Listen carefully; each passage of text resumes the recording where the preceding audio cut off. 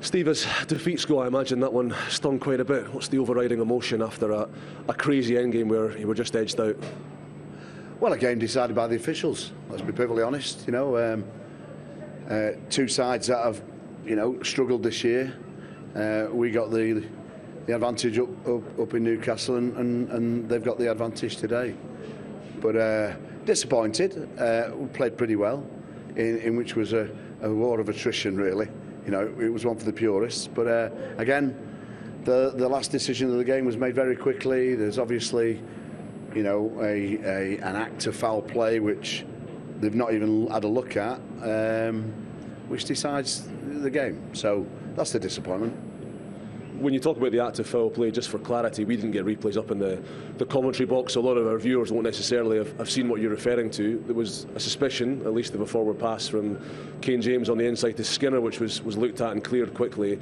What else did you see in the build-up to that try that you felt was illegal? Well, there's a guy comes off his feet and with his elbow, forearm, hits Alex Earle in the face.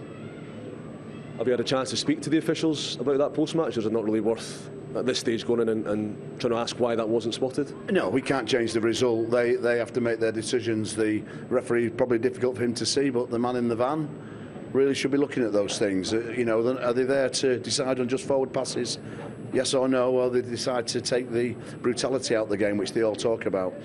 On this occasion, it was the former, not the latter. Moving on to the rugby itself, what did you say to the players in the post-match huddle? I saw you pretty quickly gathering the boys round, having a chat to them. An awful lot of good in that performance, despite the frustration, I'm sure.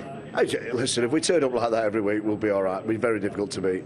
The senior players, Callum and Jamie Blamire, Brett Connon, have done a great job this week. We're frustrated after Sale. We're frustrated after tonight. But, you know, we'll live to fight another day. It is a really proud performance by the lads. You've got a couple of weeks without a fixture now. What do the next fortnight look like in terms of training, prep and recovery from maybe a few injured boys? Yeah, bit of time off. A couple of days training next week, then 3 or 4 days off, and then we'll be back in for Northampton. Times Hardlines, thank you for your time. Cheers.